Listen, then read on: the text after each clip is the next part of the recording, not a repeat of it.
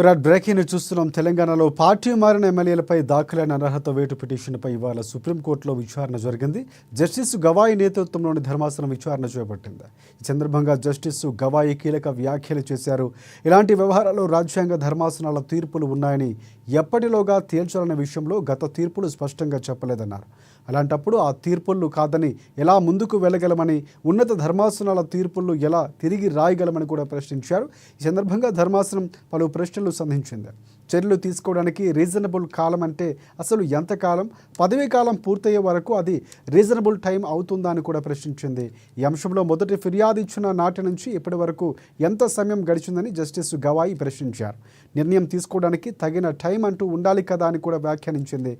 Party ఫిరాయింపులకు వార్షికోత్సవం అయిందా అని కూడా విచారణ సందర్భంగా జస్టిస్ గవాయి ప్రశ్నించారు.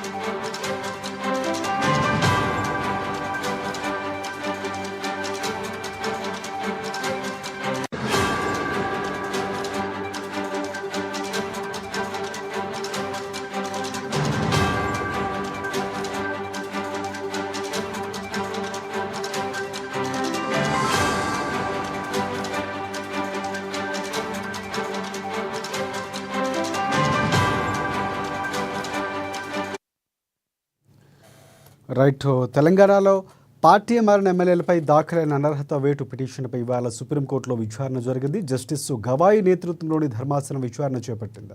ఈ సందర్భంగా జస్టిస్ గవాయి కీలక వ్యాఖ్యలు చేశారు. ఇలాంటి వ్యవహారాల్లో రాజ్యాంగం ధర్మాసనాల తీర్పులు ఉన్నాయని ఎప్పటిలోగా తేల్చాలనే విషయంలో గత తీర్పులు స్పష్టంగా చెప్పలేదన్నారు. అలాంటప్పుడు ఆ తీర్పులు కాదని ఎలా ముందుకు వెళ్ళగలం, ఉన్నత ధర్మాసనాల తీర్పులు ఎలా తిరిగి రాయగలమని ప్రశ్నించారు. ఈ సందర్భంగా ధర్మాసనం పలు ప్రశ్నలు కూడా సంధించింది. చర్యలు తీసుకోవడానికి రీజనబుల్ కాలం అంటే అసలు ఎంతకాలం, పదవీ కాలం పూర్తయ్యే వరకు అది రీజనబుల్ టైం అవుతుందని కూడా ప్రశ్నించింది. ఈ అంశంలో మొదటి ఫిర్యాదు ఇచ్చిన నాటి నుంచి ఇప్పటి వరకు ఎంత సమయం గడిచిందని జస్టిస్ గవాయి ప్రశ్నించారు. నిర్ణయం తీసుకోవడానికి తగిన టైం అంటూ ఉండాలి కదా అని వ్యాఖ్యానించింది. పార్టీ ఫిరాయింపులకు వార్షికోత్సవం అయ్యిందా అని కూడా విచారణ సందర్భంగా జస్టిస్ గవాయి ప్రశ్నించారు.